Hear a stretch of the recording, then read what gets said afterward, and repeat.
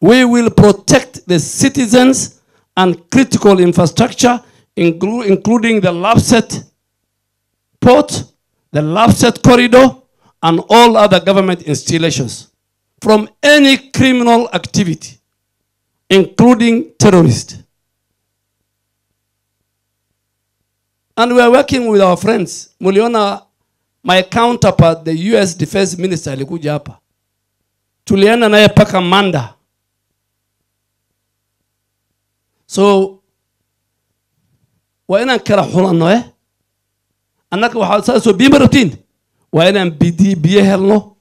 waa inaan wadooyinkan dhisno haddii jidka la dhiso ka imana laama Masalani ilaa dhuka soo mara ilaa Faafi soo mara ilaa Isiolo ka Mandera aadana la dhiso gobolkan waxa loo baahan yahay horumar لكن IED baa la gelin gaariga la qarxiyay inta la mariyay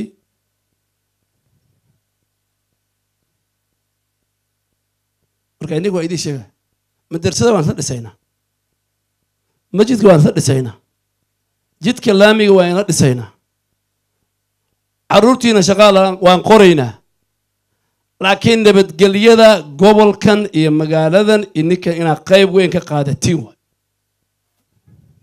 haddii nabadgelyo la waayo maanta madrasa ma aan dhisnayn haddii nabadgelyo la waayo masjidka hatta ma aadi kartiin haddii nabadgelyo la waayo hatta caruurtiin iskuul ma aadayaan maxaa dhacay ninka hooyada suuqa ma aadi karto dowladana meel kasta askari ma dhigi karto shacabka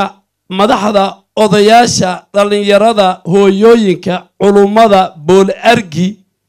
hadday isku xiran yihiin oo nabadgelyo ilaaliyaan ninka imaada Jilib iyo Saako iyo Bu'aale boolarki ma imaanay kan Saako iyo Bu'aale iyo Jilib jooga anaga waan garanaynaa markuu soo gudbo xuduudka waan la soconaa markuu boolarki imaado adiga shaha u karaysa meesha aad geli baad ogi doontaa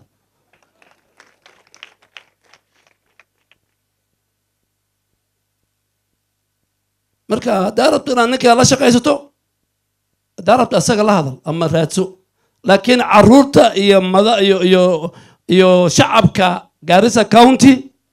iyo Wajeer iyo Mandera iyo Lamu madaxdana nataka viongozi kila mahali waungane tuko na shida Lamu na tumesema lazima viongozi wa Lamu wakiongozwa na governor waungane waongee kwa sauti moja juu ya terror networks in that area